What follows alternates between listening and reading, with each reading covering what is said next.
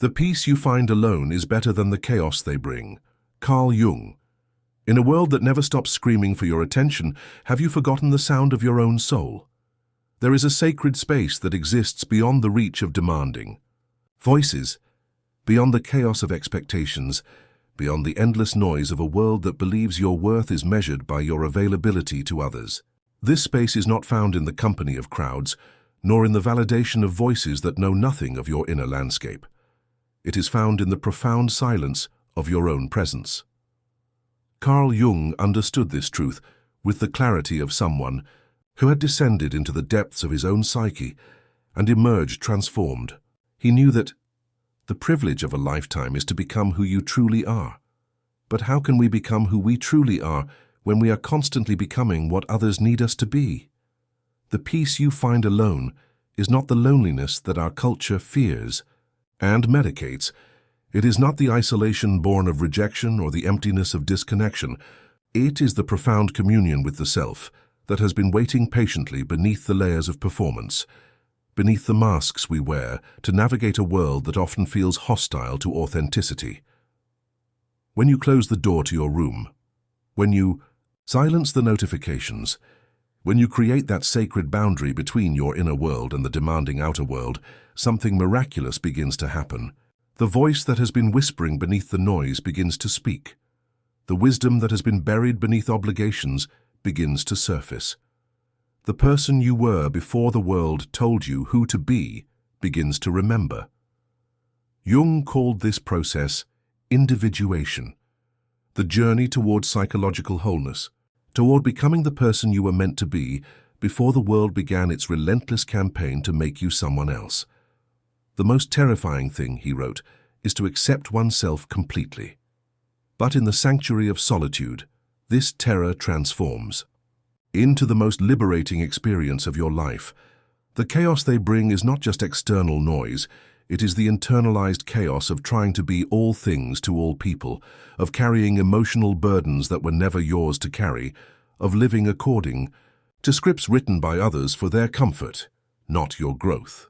When you choose solitude, when you choose the peace of your own company, you are not abandoning others, you are refusing to abandon yourself.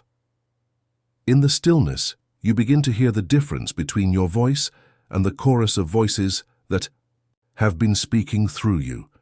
You begin to distinguish between your dreams and the dreams others have projected onto you. You begin to feel the difference between love that seeks to possess and love that seeks to liberate, starting with the love you offer to yourself. Everything that irritates us about others can lead us to an understanding of ourselves, Jung observed. The people who bring chaos into your life are often mirrors, reflecting back the parts of yourself that you have not yet integrated, the boundaries you have not yet learned to maintain, the self-respect you have not yet cultivated. But here, in the sacred solitude of your own presence, you can do the work that no one else can do for you. You can face the parts of yourself that you have been running from. You can embrace the aspects of your nature that others have told you are too much or not enough. You can begin the slow, patient work of becoming whole. This is not selfish, this is sacred. This is not withdrawal from life. This is preparation for authentic living. When you know who you are in the silence, you cannot be easily manipulated by the noise. When you have found your center in solitude, you cannot be easily knocked off balance by the chaos of others. The shadow work that Jung spoke of, the integration of the parts of ourselves we have rejected or denied, can only happen in the honest mirror of solitude. The collective unconscious that connects us all can only be accessed when we first connect deeply with our individual unconscious. The wisdom of the ages can only speak to us when we have learned to listen in the profound silence of our own being. Your visions become clear when you look into your heart. Who looks outside dreams. Who looks inside awakens, Jung taught us. The world wants you to keep looking outside, for validation, for direction, for permission to be yourself. But awakening happens in the turning inward, in the courageous act of meeting yourself fully in the sanctuary of solitude. The peace you find alone is not empty peace. It is full peace.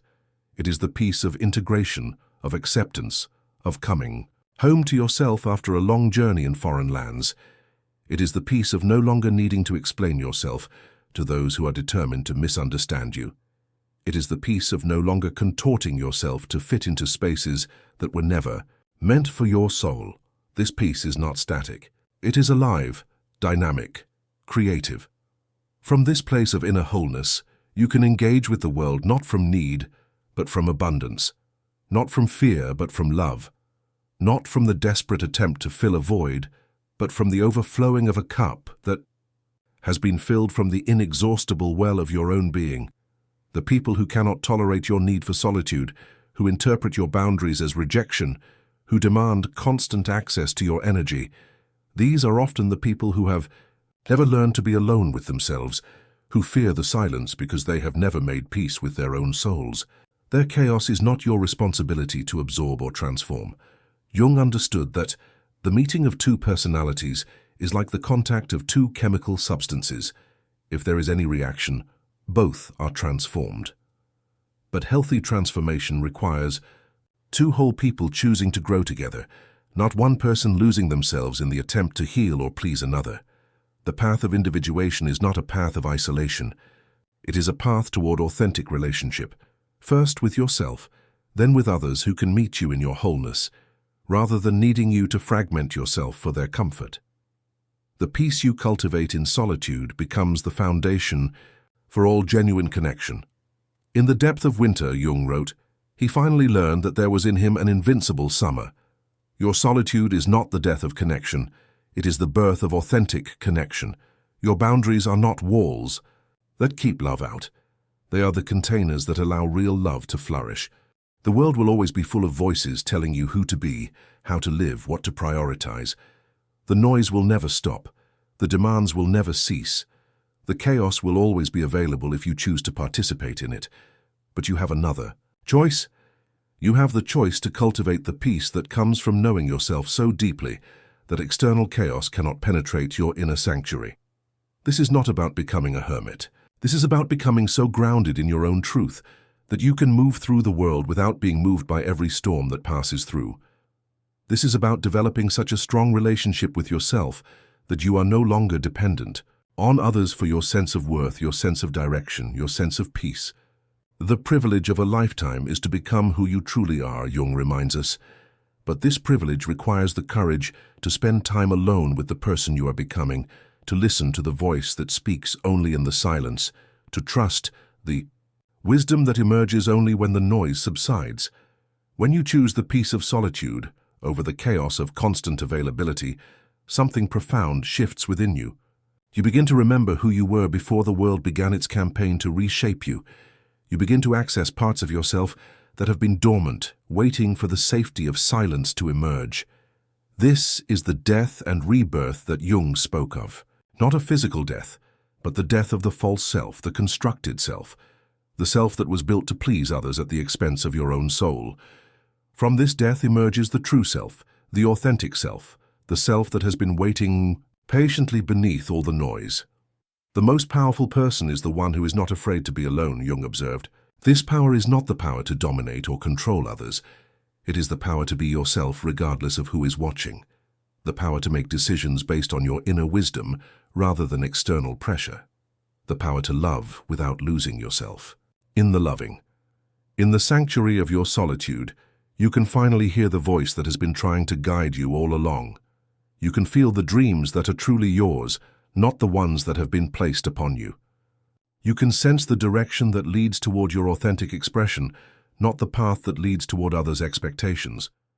This is where healing begins, not in the attempt to fix yourself according to others' definitions of wholeness, but in the recognition that you are already whole, already complete, already perfect in your imperfection. The chaos others bring often stems from their inability to accept this truth about themselves and their subsequent need for you to be incomplete so they can feel needed. But you do not need to be broken for others to feel useful.